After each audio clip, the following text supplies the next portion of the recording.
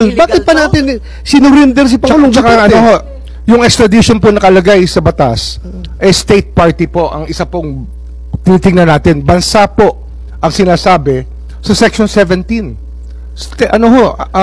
Kung yung mga koma nga, Sir, mga koma. nanggagaling ito sa ICC, itong papel ito. Pero yung sa Section 17 nga, yung ating batas nga, sinasabi nga, dahil sa mga koma na yan, ay ang mahalaga, state party po ang mag-a-apply ng extradition.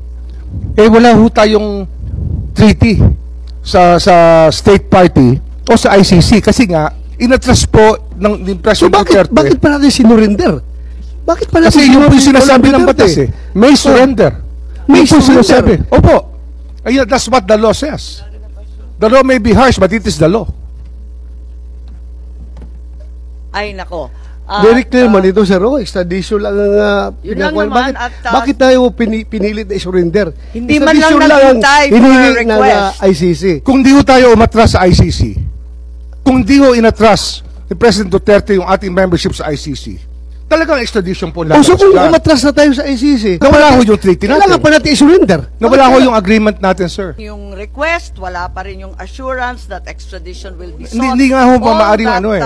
Was indicated was with a view to extradition. Hindi ho nga under ang extradition sapagkat hindi nga tayo, Dinagdagan na ninyo wala na lahat tayong ng treaty mga- with ICC eh. Nawala na nga yung ating membership.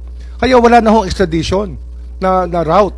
Ang nangyari po, surrender route na lang po ang naiwan. Madam Chair. Kung di ho nag-withdraw si President Duterte, wala ho tayong naging problema. O kung wala na tayong treaty, locate and arrest with a view to extradition. Hindi mo magawa ang extradition dahil wala na tayong treaty, di ba? So hanggang arrest lang tayo. Bakit mo binahe? Pwede mo namang isurrender dito sa local courts natin. Ipakulong mo dito sa Pasay. So, ang maliwanag. Bakit mo pa sinurrender? Yun po yung ano eh, yun ang best judgment namin. Yun po ang tingin namin Hindi, ina-admit na mabuti po tayo. sa ating bansa. Mabuti. Yun po yung aming paningin, ang pinakamabuting gawin under the circumstances for our country. Yun po ang aming tingin, ang tama naming ginawa.